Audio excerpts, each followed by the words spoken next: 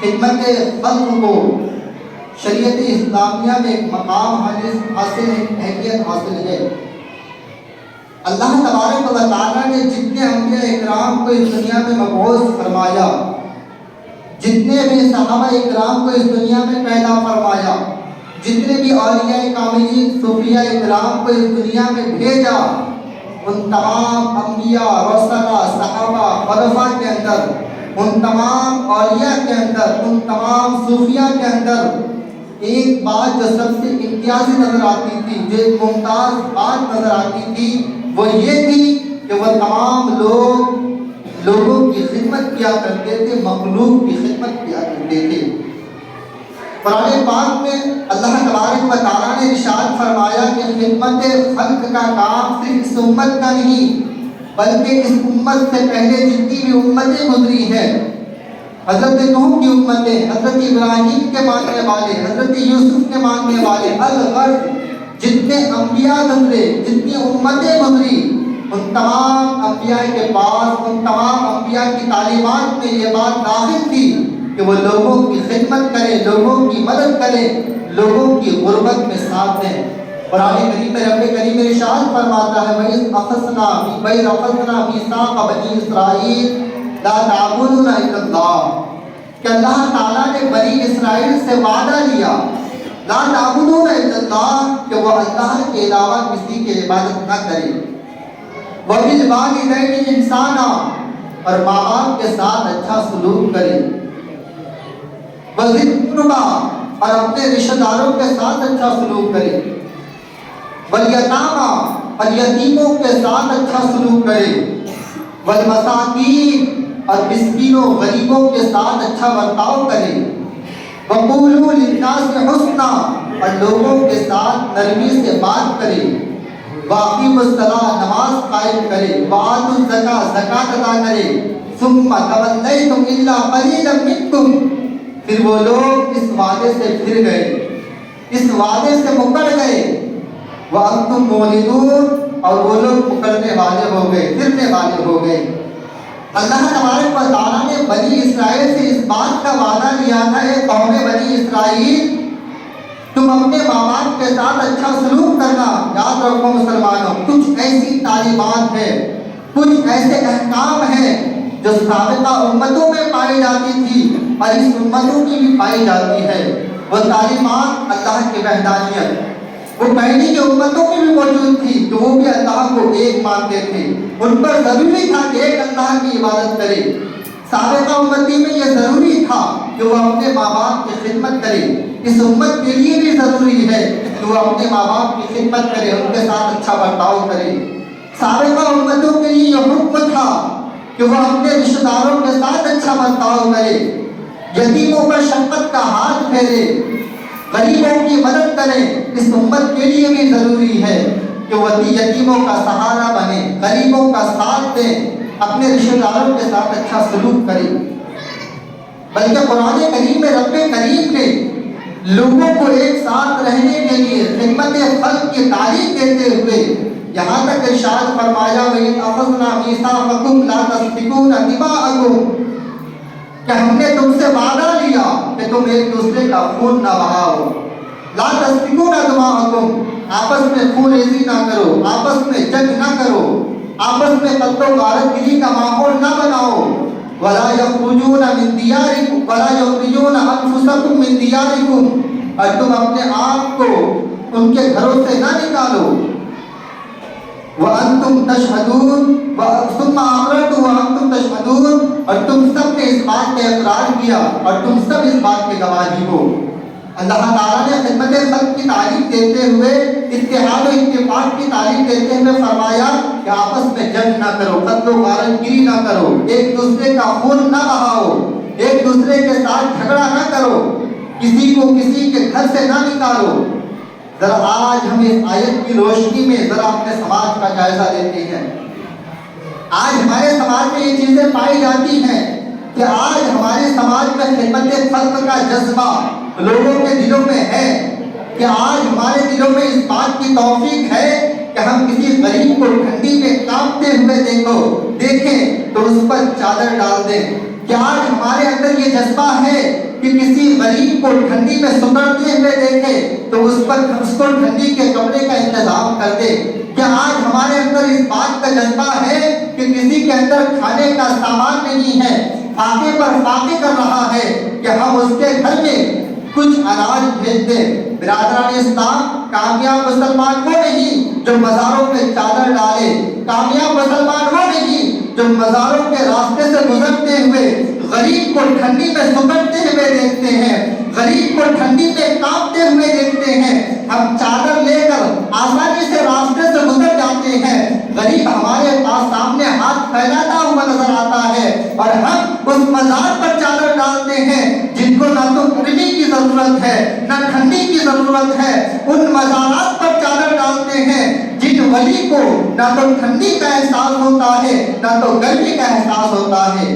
ایک بات دعوے کے ساتھ میں کہہ سکتا ہوں قرآن و حدیث کی روشنی میں، کہ اگر آپ نے کسی غریب کو لاچار چھوڑ کر، کسی غریب کو بے سہارا چھوڑ کر کسی ولی کے مزار پر چادر ڈالا، میں یقین کے ساتھ کہہ سکتا ہوں کہ اس چادر ڈالنے کا ذرہ برابر آپ کو ثواب نہیں ملے گا۔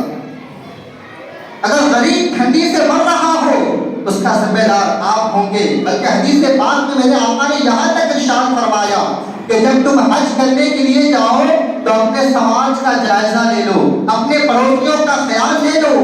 کوئی ایسا تو نہیں ہے جس کے گھر میں کھانے کے لیے اناج نہیں ہے، کوئی ایسا تو نہیں ہے کہ کوئی بے سہارا ہے، کوئی ایسا تو نہیں ہے کہ غربت کی زندگی گزار رہے ہیں۔ میرے آقا ارشاد فرماتے ہیں کہ اگر تم حج کا ارادہ کرو، حج کے لیے نکل جاؤ، اور تمہارے اڑوس پڑوس میں کوئی ایسا انسان ہو جو فاقے کی زندگی گزار رہا ہو، بھوک و پیاس سے تڑپ رہا ہو، میرے آقا ارشاد فرماتے ہیں ایسے انسان کا حج قبول نہیں ہوگا۔ برادران اسلام، اگر غریب بھوکا رہے، میرے پڑوسی کو کھانے کا سامان نہ ملے اور میں حج کو چلے جاؤں تو اللہ تعالیٰ میرا حج قبول نہیں کرے گا۔ تو اگر غریب ٹھنڈی سے مر رہا ہو اور اس کو کپڑا نہ لے کر مزار پر اگر چادر چڑھائے تو یقیناً آپ کے چادر چڑھانے کو اللہ تعالیٰ قبول نہیں کرے گا۔ میں بارہا بتا چکا ہوں کہ اگر کسی مزار پر اگر ایک چادر موجود ہو اور اچھا ہو نیا ہو تو دوسرا چادر اس پر ڈالنا حرام ہے، حرام ہے برادران اسلام۔ آج ہم علماء کی باتوں کو اہمیت نہیں دیتے، بس اولیاء اکرام سے ہم محبت کرتے ہیں، ایسا لگتا ہے کہ آپ سے زیادہ محبت کرنے والے کوئی ہے ہی نہیں۔ آج ہمارا حال یہ ہے کہ اولیاء اکرام سے سب سے زیادہ آپ ہی محبت کرتے ہیں، اور اس محبت کا ثبوت صرف مزار پر چادر ڈالنے، مزارات پر نیاز پیش کرنے سے ہوتا ہے۔ اگر اولیاء اکرام سے اتنی محبت ہے تو اولیاء اکرام کی تعلیمات کو اپنائیں۔ اولیاء امت سابقہ کا حال کیا تھا؟ برادران اسلام، قرآن کریم میں رب کائنات ارشاد فرماتا ہے غریبوں کی مدد کرنا، بے سہاروں کی مدد کرنا، بے سہاروں کا سہارا بننا، یہ انبیاء اکرام کی سنت ہے، انبیاء اکرام کا طریقہ کار ہے۔ قرآن کریم میں رب کریم ارشاد فرماتا ہے وَلَمَّا وَرَدَ مَاءَ مَدْيَنَ وَجَدَ عَلَيْهِ أُمَّةً مِّنَ النَّاسِ يَسْقُونَ، کہ حضرت موسیٰ علیہ الصلوۃ والتسلیم مدین کے پانی کے پاس پہنچے۔ مدین ایک علاقے کا نام ہے، وہاں ایک تالاب تھا، اس کو مائے مدین کہا جاتا ہے۔ قرآن کریم میں رب کریم ارشاد فرماتا ہے کہ حضرت موسیٰ علیہ الصلوۃ والتسلیم مدین کے پانی کے پاس پہنچے تو آپ نے دیکھا وجد علیہ امۃ من الناس یسقون، تو آپ نے دیکھا کہ لوگوں کی ایک بھیڑ وہاں پانی پلا رہے ہیں، اپنے جانوروں کو خود پی رہے ہیں، اپنے جانوروں کو پلا رہے ہیں۔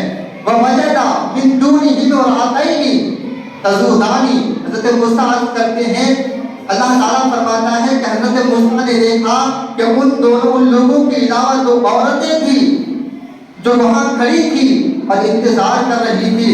قَالَ مَا خَطْبُكُمَا، حضرت موسیٰ نے کہا اے عورتیں تمہارا کیا معاملہ ہے، تمہیں کس چیز کی ضرورت ہے؟ قَالَتَا، ان دونوں عورتوں نے کہا لَا نَسْقِي حَتَّى يُصْدِرَ الرِّعَاءُ وَأَبُونَا شَيْخٌ كَبِيرٌ، کہ ہم اس وقت تک اپنے جانوروں کو پانی نہیں پلا پائیں گے جب تک یہ چرواہے وہاں سے نہ ہٹ جائے، وہاں سے کھسک نہ جائے۔ فَأَبُونَا شَيْخٌ كَبِيرٌ، وہ عورتیں بیان کرتی ہیں کہ ہمارے والد گرامی بہت ضعیف ہیں، بہت کمزور ہیں، بوڑھے ہیں۔ فَسَقَىٰ لَهُمَا، تو حضرت موسیٰ علیہ السلام نے ان دونوں کے جانوروں کو پانی پلا دیا۔ ثُمَّ یتولی الی الظل، پھر حضرت موسیٰ علیہ السلام سائے کی طرف چلے گئے. وقال، اور اللہ کی بارگاہ میں عرض کیا، ربی انی لما انزلت الی من خیر فقیر، اے اللہ تو نے میرے طرف جو بھی نازل فرمایا، میرے لیے جو بھلائی اتارا، وہ ان تمام چیزوں کا محتاج ہوں. اس واقعے کا خلاصہ کیا میں آپ کو بتاتا چلوں کہ حضرت موسیٰ علیہ السلام نے لوگوں کے مجمع کو دیکھا، لوگوں کی بھیڑ کو دیکھا. اس آیت میں دو چیزیں بیان کی جاتی ہیں. تو آپ نے دیکھا کہ تمام لوگ پانی پلا رہے ہیں، وہ تمام کے تمام مرد تھے، وہ تمام کے تمام مرد حضرات تھے. تو حضرت موسیٰ نے دیکھا کہ تمام مرد حضرات اپنے جانوروں کو پانی پلا رہے ہیں، اور دو عورتیں بلکہ دو بہنیں، ایک نبی کی بیٹی تھی دونوں، وہ دونوں بہنیں ایک طرف کھڑی تھی. حضرت موسیٰ نے ان دونوں بہنوں سے پوچھا، ان دونوں عورتوں سے پوچھا کہ تم اپنے جانوروں کو پانی کیوں نہیں پلاتی؟ تو ان دونوں عورتوں نے کہا کہ یہاں مردوں کی بھیڑ ہے، یہاں مرد حضرات ہے، اور جب تک یہ مرد یہاں سے بھاگ نہ جائیں میں تب تک اپنے جانوروں کو پانی نہیں پلا سکتی. تو حضرت موسیٰ نے خود ان کے جانوروں کو لے کر حضرت موسیٰ نے جانوروں کو پانی پلایا، اور پھر وہ جانور ان دونوں عورتوں کو واپس لا کر دے دیا. یہاں دو باتیں سمجھ میں آتی ہیں. پہلی بات کہ جہاں مردوں کی بھیڑ ہو وہاں پہ عورتوں کا جانا جائز نہیں ہے، حرام ہے. اپنے جانوروں کو پانی پلانا تھا، ایک بڑا سا نہر، ایک بڑا سا تالاب ہے، اس کے باوجود وہ دونوں عورتیں دور کھڑی رہی، انتظار کرتی رہی کہ وہ لوگ اپنے جانوروں کو پانی پلا لے، وہاں سے ہٹ جائیں، پھر ہم وہاں جائیں گے. پھر جب تک وہ لوگ جانے والے تھے حضرت موسیٰ نے ان دونوں کی مدد فرمائی. پتہ کیا چلا کہ جس جگہ پر مردوں کی بھیڑ ہو، جہاں مردوں کا ہنگامہ ہو، وہاں پر عورتوں کا جانا جائز نہیں، وہاں پر عورتوں کا جانا حرام ہے. لیکن آج ہمارا ماحول دیکھیں، چاہے وہ میلہ مارٹ دیکھیں یا جلسہ جلوس دیکھیں یا مزارات دیکھیں، وہاں مردوں کا ہنگامہ رہتا ہے، لیکن اس کی بیچ میں عورتوں کا ایک ہجوم رہتا ہے، عورتوں کی ایک بھیڑ رہتی ہے. برادران اسلام، قرآن کریم کی تعلیمات پر اگر عمل کر لیا جائے تو ہمارا معاشرہ سدھرے گا، ہمارے معاشرے میں امن و شانتی پیدا ہوگی. دوسری بات یہ سمجھ میں آتی ہے کہ لوگوں کی مدد کرنا، بیواؤں کا سہارا بننا، کمزور عورتوں کی مدد کرنا، یہ انبیاء اکرام علیہ السلام کی سنت ہے. کہ حضرت موسیٰ نے ان کمزور عورتوں کی مدد کی، ان کا سہارا کیا، ان کا کام آیا، ان کا تعاون کیا. تو لوگوں کی مدد کرنا، لوگوں کے کام آنا، یہ انبیاء اکرام کی سنت ہے. برادران اسلام، حضرت عیسیٰ علیہ السلام کو تصدیق کو اللہ نے بہت سارے معجزات عطا فرمائے تھے. قرآن کریم میں رب کریم ارشاد فرماتا ہے حضرت عیسیٰ کے واقعہ کو، وَأُبْرِئُ الْأَكْمَحَ وَالْأَبْرَصَ وَأُحْيِي الْمَوْتَى بِإِذْنِ اللَّهِ. حضرت موسیٰ بیان کرتے ہیں کہ میں مادرزاد اندھوں کو، میں تمام اندھوں کو اپنے ہاتھ سے ٹھیک کر دیتا ہوں، برس والے بیمار لوگوں کو ٹھیک کر دیتا ہوں، اور اللہ کے حکم سے مردوں کو زندہ کر دیتا ہوں. حضرت عیسیٰ علیہ السلام کے دور میں ڈاکٹری کا بڑا چرچا تھا، طب کا بہت بڑا چرچا تھا. تو اللہ تعالیٰ نے حضرت عیسیٰ کو یہ معجزہ عطا فرمایا. اگر آج کسی کے اندر یہ ہنر پیدا ہو جائے کہ جو بچہ ماں کے پیٹ سے اندھا ہو جائے، اس دنیا میں آئے اور کوئی اسے ٹھیک کر دے، تو پتہ نہیں لاکھوں کا خرچہ ہوگا، لاکھوں روپے لیں گے. لیکن حضرت عیسیٰ نے اللہ تعالیٰ کی رضا کی خاطر خدمت خلق کے لیے اس کام کو فری میں کرتے رہے. اور جو بھی مادرزاد اندھے پیدا ہوتے، اللہ تعالیٰ کے حکم سے حضرت عیسیٰ ان پر ہاتھ پھیرتے اور اس کی آنکھوں میں روشنی آ جاتی. حضرت عیسیٰ کو اللہ نے یہ قوت عطا فرمائی تھی کہ اگر کوئی انسان مر جاتا تو وہ حضرت عیسیٰ حکم کرتے، اے مردہ اللہ کے حکم سے اڑ جا، تو وہ مردہ زندہ ہو جاتا. اگر آج ایسا کوئی انسان اس دنیا میں مل جائے کہ جو مردے کو زندہ کر دے تو لوگ کروڑوں روپے خرچہ کرنے کو تیار ہو جائے گا، کروڑوں روپے اس کا ڈیمانڈ ہوگا. لیکن انبیاء اکرام نے ان کاموں کو فری میں کرنا چاہا. لیکن آج کہیں تو کہیں کیا، آج ہمارے ڈاکٹروں کا بھی بڑا حال ہے. لوگ ڈاکٹری اس لیے پڑھتے ہیں کہ اس میں انکم زیادہ ہے، پیسہ زیادہ ہے، جتنا مانگو اتنا ملتا ہے، حد سے زیادہ تجاوز کر جاتے ہیں مانگنے میں. برادران اسلام، اللہ تعالیٰ نے امن کا حکم دیا، شانتی کا حکم دیا ہے تاکہ ایک دوسرے کے ساتھ مل کر رہیں، ایک دوسرے کا سہارا بنے، ایک دوسرے کی مدد کرتے ہوئے نظر آئے. حضرت آج ہمارا حال کیا ہے کہ اگر کوئی غریب آدمی اگر ہمارے پاس آ جائے تو ہم اسے دور بھگانے کی کوشش کرتے ہیں. اگر کوئی گندے کپڑے والے ہمارے پاس آ جائے تو اسے ہم دور بھگانے کی کوشش کرتے ہیں۔ حضرت عطا رضی اللہ تعالی عنہ سے حضرت امام قرطبی عرض کرتے ہیں، اے امام عطا، آپ کے پاس بہت سارے بدعقیدے لوگ آتے ہیں، بہت زیادہ جو بدعقیدے ہیں، بدعقیدے والے لوگ ہیں، وہ آپ کی بارگاہ میں آتے ہیں۔ حضرت امام قرطبی نے کہا کہ اگر میرے پاس کوئی غیر مسلم آتا ہے، میرے پاس کوئی بدعقیدہ آتا ہے تو میں اس سے سخت باتیں کہہ دیتا ہوں۔ تو حضرت عطا نے کہا تھا، ایک بہت بڑے امام ہیں، بہت بڑے مفسر ہیں، انہوں نے کہا کہ اے قرطبی ایسا نہ کیا کرنا، کیونکہ اللہ تعالیٰ نے قرآن پاک میں کہا قولوا للناس حسنا، کہ لوگوں کے ساتھ نرمی سے کلام کرو، اور للناس کا مطلب تمام لوگ اس میں داخل ہیں، چاہے وہ یہودی ہو، نصرانی ہو، غیر مسلم ہو، مسلم ہو، بدعقیدے ہو، ان تمام کے ساتھ نرمی سے بات کرنا ہے، ان تمام کے ساتھ حسن سلوک سے بات کرنا ہے۔ برادران اسلام، اسی لیے اپنے اندر اپنے انداز میں نرمی پیدا کریں۔ آج ہم غصے کے انداز میں بات کرتے ہیں، جبکہ اللہ نے نرمی کے ساتھ بات کرنے کا حکم دیا۔ یہ تو قرآن کریم کی تعلیمات تھی خدمت خلق کے بارے میں۔ اب میرے آقا نے اس کے بارے میں کیا فرمایا ہے، میرے آقا کا کیا ارشاد ہے؟ میرے آقا حدیث پاک میں ارشاد فرماتے ہیں، الراحمون یرحمهم الرحمن ارحموا من فی الارض یرحموا من فی السماء۔ اے لوگوں، اللہ تعالیٰ رحم کرنے والوں پر رحم فرماتا ہے، تم زمین والوں پر رحم کرو، اللہ آسمان والے تم پر رحم کرے گا۔ اگر تم زمین والوں پر رحم کرو گے، زمین والوں کے ساتھ اچھا سلوک کرو گے، میرے آقا فرماتے ہیں آسمان والے تم پر رحم فرمائے گا۔